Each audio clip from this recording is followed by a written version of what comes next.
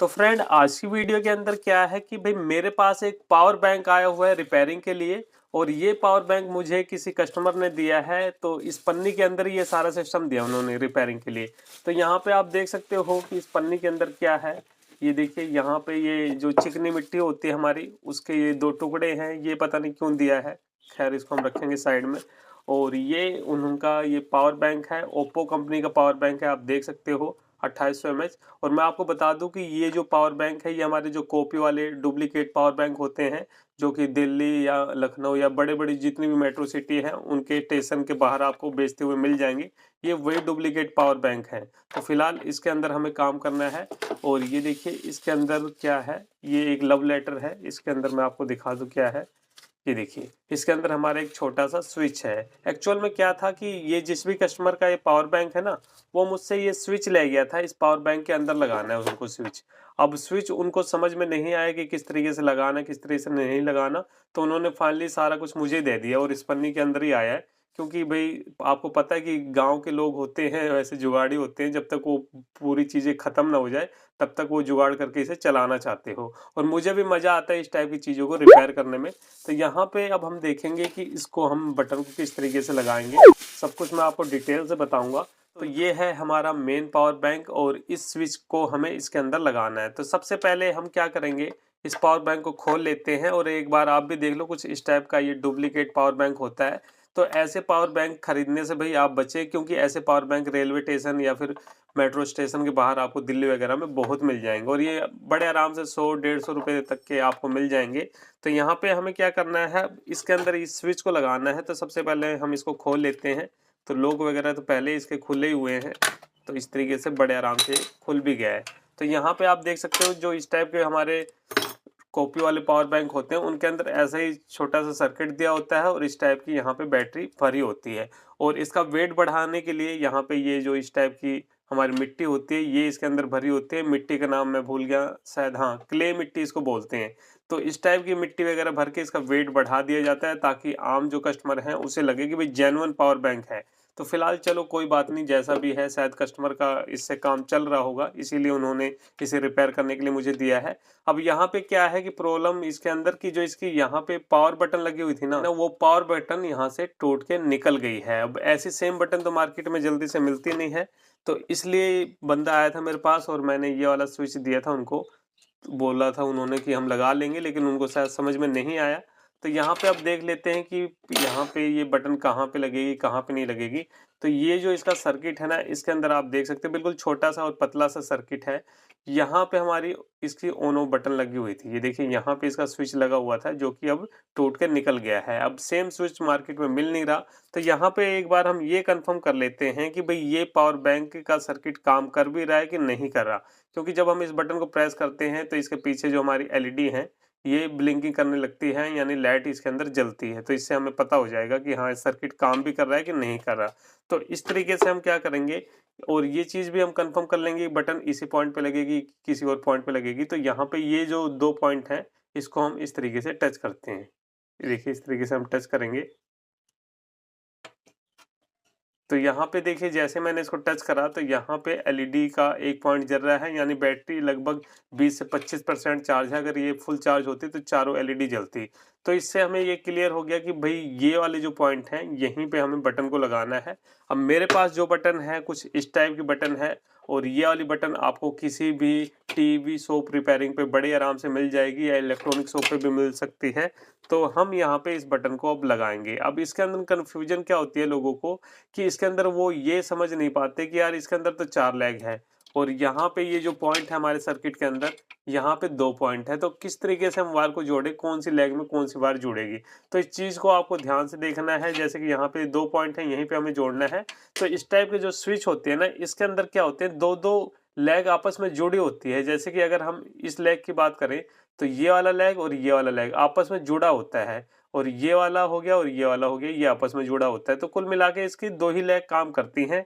अगर आपको ऐसे समझ में नहीं आ रहा तो देखिए आपको मल्टीमीटर लेना है, मैं आपको दिखा दूं मल्टीमीटर से कैसे आप कंफर्म कर सकते हो। ये मेरा मल्टीमीटर है और मल्टीमीटर को हम कहाँ पे रखेंगे, बजर मोड पे रखेंगे। ये देखिए मैंने बजर मोड पे मल्टीमीटर को रख दिया। अब हमें क्या करना है, इस स्विच को कंफर्म करना है कि कौन कौन सी पिन को हमें जोड़ना है। तो ये देखिए छोटी छोटी चीजें होती हैं, ये बहुत ही जरूरी है और ये अगर आप सीख लोगे तो आपको कभी प्रॉब्लम नहीं आएगी। तो यहाँ पे अभी मैंने आपको क्या बताया था कि ये जो इस टाइप के स्विच होते हैं ना, तो इसके अंदर क्या है कि ये देखिए आप लैग का डिजाइन भी देख लो, इस तरीके से मुड़ी होती है आमने सामने से। तो ये दोनों पिनों को अगर हम टच करते हैं तो इस तरीके से यहाँ पे आपको बीप मिलेगी। ये देखिए यहाँ पे हमें बीप मिल रही है, ठीक है। और इसी तरीके से अगर हम इसको इस तरीके से घुमा देंगे तो इस वाले पॉइंट पे भी हमें बीप मिलेगी।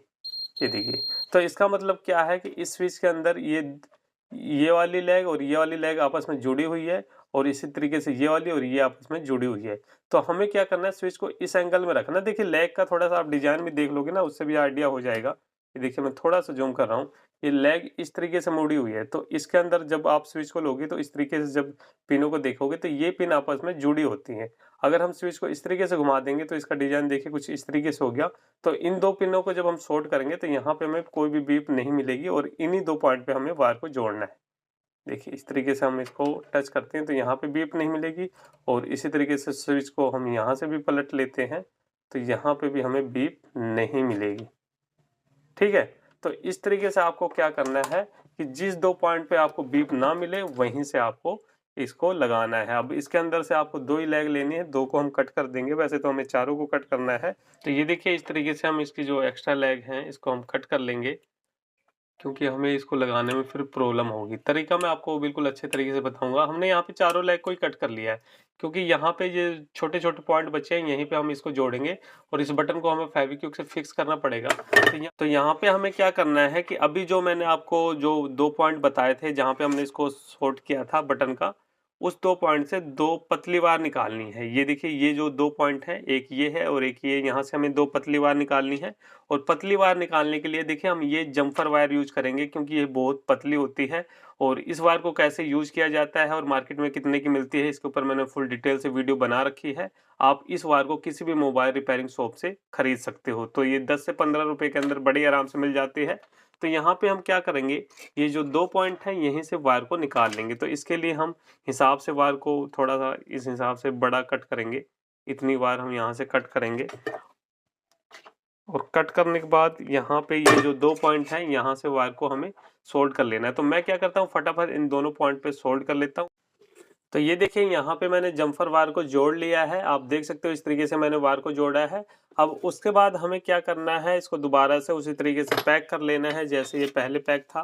तो यहाँ पे हम इसको उसी तरीके से पहले पैक कर लेंगे, क्योंकि ये जो वायर है इसको हम बाहर निकालने के बाद ही इसके अंदर बटन वगैरह फिट करेंगे। तो ये यहाँ पे हमारा जो बटन है यहाँ से इस वायर को हम निकालेंगे। देखिए मैंने निकाल लिया और उसके बाद ये जो बोर्ड है इसको हम उसी जगह पे फिट कर देंगे।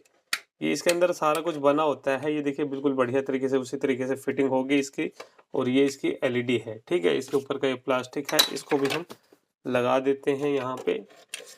ये इसके ऊपर का प्लास्टिक है, इस तरीके से लग जाएगा। और यहाँ पे यार ये देखिए इसकी जो बैटरी की वायर है ये भी हमारी निकल गई है, क्योंकि इसके अंदर जो वायर लगी है तो बहुत ही घटिया क्वालिटी की लगी होती है। तो इस वायर को भी हमें जोड़ना पड़ेगा। तो मैं एक बार इसको भी जोड़ लेता हूँ। वायर को जोड़ने के बाद यहाँ पे मैंने टेप लगा दी ताकि सर्किट के साथ में कोई शॉर्ट सर्किट ना हो। और इन बैटरियों को अपनी जगह पे रख देते हैं इस तरीके से, क्योंकि इसके अंदर पूरी खुली जगह है। अब यार इस मिट्टी को हम इसके अंदर कहाँ पे डालें, ये तो मेरे को समझ नहीं आ रहा है। इसको हम बाहर ही फेंकते हैं। यहाँ पे मैं क्या करता हूँ ना, इसको डबल टेप से फिक्स कर देता हूँ ताकि ये बैटरी हमारी हिले डुले ना। ये देखिए यहाँ पे हम डबल टेप की सहायता से इसको फिक्स कर देंगे, क्योंकि ये जो मिट्टी भरी जाती है ना ये केवल इसीलिए भरी जाती है ताकि इस पावर बैंक का वेट बढ़ जाए, ताकि कस्टमर जब इसे खरीदे तो उसे लगे कि हाँ भाई वाह, इसके अंदर तो वेट है, ये तो ओरिजिनल है। अगर इस तरीके से वो दे देंगे तो ये तो बिल्कुल हल्का सा लगेगा आपको वैसे ही आइडिया हो जाएगा कि यार ये तो नकली है, इसके अंदर तो शायद बैटरी है ही नहीं। तो इसलिए वो ऐसे क्ले मिट्टी वगैरह भर के ऐसे पावर बैंक बेचते हैं। तो आप कोशिश करा करो कि कभी भी रेलवे स्टेशन या फिर बस स्टैंड के बाहर बिकने वाले ऐसे पावर बैंक कभी भी सस्ते में ना खरीदा करो। सस्ते का मतलब ही घपला है, ठीक है, कहीं ना कहीं घोटाला हो रहा है। तो इस तरीके से मैंने इसको लगा दिया। अब इसके अंदर बैटरी हमारी हिलेगी नहीं, बिल्कुल अच्छे तरीके से फिक्स हो चुकी है। और इसके आगे का प्लास्टिक को हम दोबारा से फिट कर देते हैं। ये कहाँ पे लगेगा, ये देखिए इस तरीके से ये आ गया फिट। और देखिए उस तरीके से ये पैक हो चुका है। तो इतना काम हमारा हो चुका है इसके अंदर। अब यहाँ पे क्या है कि अगर हम इस दो वायर को ऐसे टच करेंगे, देखिए अगर हम इस वायर को ऐसे टच करेंगे तो यहाँ पे ये इसके अंदर जो भी एलईडी है वो हमें जलती हुई दिखाई देगी। इसको हम टच करके देख लेते हैं। तो ये देखिए यहाँ पे जैसे मैंने टच करा तो इसके अंदर हल्की हल्की नीले रंग की लाइट आपको दिखाई दे रही होगी। तो इस तरीके से ये हमारे बटन का पॉइंट आ गया। अब इसके अंदर क्या है कि इस स्विच को हम कहाँ पे लगाएंगे ये देखते हैं। अगर इसके अंदर आ जाए तो इसके अंदर ही हम जुगाड़ कर दें। वाह वही वाह, तो ये इसके अंदर फिटिंग में आ जा रहा है, तो हम इस स्विच को यहीं पे लगाएंगे। तो इसको लगाने से पहले ये जो 2 पॉइंट है जहाँ पे मैंने अभी आपको बताया था वहाँ पे आपको वायर को जोड़ लेना है, और जैसे मैंने आपको बताया था उसी तरीके से जोड़ना है। तो मैं क्या करता हूँ फटाफट इस वायर को भी जोड़ लेता हूँ। तो ये देखिए यहाँ पे मैंने वायर को भी जोड़ लिया है स्विच के अंदर। ये आपको मैं दिखा दूं, इस तरीके से वायर को जोड़ा है, और आपको भी इसी तरीके से दोनों पॉइंट पे वायर को जोड़ देना है। ये जो साइड वाला पॉइंट है ये हमारा खाली बचा हुआ है, इसका कोई भी यूज नहीं है। आप एक दो साइड कहीं पे भी जोड़ सकते हो। तो इस तरीके से मैंने जोड़ दिया। अब यहाँ पे क्या है कि ये जो एक्स्ट्रा वायर है भाई, क्योंकि इस स्विच को हम इसके अंदर ही डाल रहे हैं क्योंकि इसके अंदर जगह है, तो ये आराम से इसके अंदर फिट हो रहा है। नहीं तो हम इसको ऊपर चिपकाते अगर ये यहाँ पे फिट ना होता। तो यहाँ पे वायर को हम अंदर डाल देंगे, एक्स्ट्रा वायर हमें अंदर डाल देनी है, और अंदर डालने के बाद हम इस स्विच को इस तरीके से रखेंगे। तो ये देखिए यहाँ पे ये आ चुका है। अब यहाँ पे हम क्या करेंगे, इस तरीके से आने के बाद हमें साइड में ना हल्की सी फेविक्विक डाल देनी है, ताकि ये बटन अब हमारी अंदर ना जाए। जैसे कि अगर हम जोर लगाएं तो हो सकता है अंदर चली जाए क्योंकि हल्की सी लूजिंग है। तो यहाँ पे हम फेविक्विक डाल देंगे, तो फेविक्विक डालने से एकदम फिक्स हो जाएगा। तो मैं क्या करता हूँ फटाफट फेविक्विक डाल दूं। और फेविक्विक ना आपको बिल्कुल हल्की सी डालनी है। कुछ लोग क्या करते हैं पूरा उसको भर देते हैं फेविक्विक से, तो इससे क्या होता है कि बटन भी हमारी खराब हो जाती है, और फिर ये बाई चांस अगर आपको कभी बटन रिप्लेस करनी पड़ी तो वहां पे भी दिक्कत आती है। तो फेविक्विक बिल्कुल हल्की सी यूज करनी है, बस थोड़ी सी भी लग जाएगी तो ये अपनी जगह पे सेट हो जाएगी। तो यहाँ पे मैंने फेविक्विक को लगा दिया है। अब यहाँ पे देखिए ये जो बटन है हमारी लग चुकी है इसके अंदर, और बिल्कुल बढ़िया लग रही है, बेकार भी नहीं लग रही इतनी। तो यहाँ पे मैं इस बटन को एक बार प्रेस कर रहा हूँ इस तरीके से।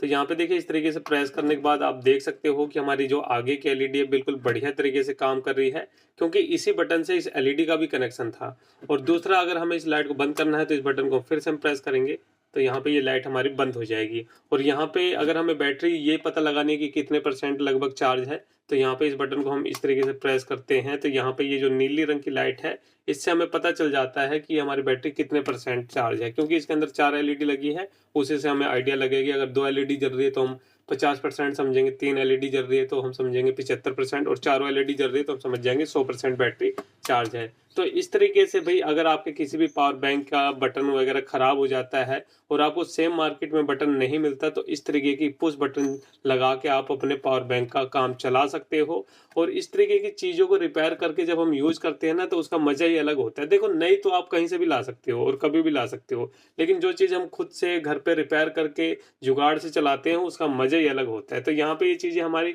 अच्छे से रिपेयर हो चुकी है। तो उम्मीद करता हूँ कि आपको हमारी वीडियो पसंद आई होगी, और वीडियो पसंद आई हो तो वीडियो को लाइक शेयर जरूर करें, और चैनल पे नए हो भाई तो चैनल को सब्सक्राइब करें। तो चलिए फ्रेंड, फिर मिलते हैं नेक्स्ट वीडियो में कुछ नए टॉपिक के साथ। तब तक के लिए जय हिंद, वंदे मातरम।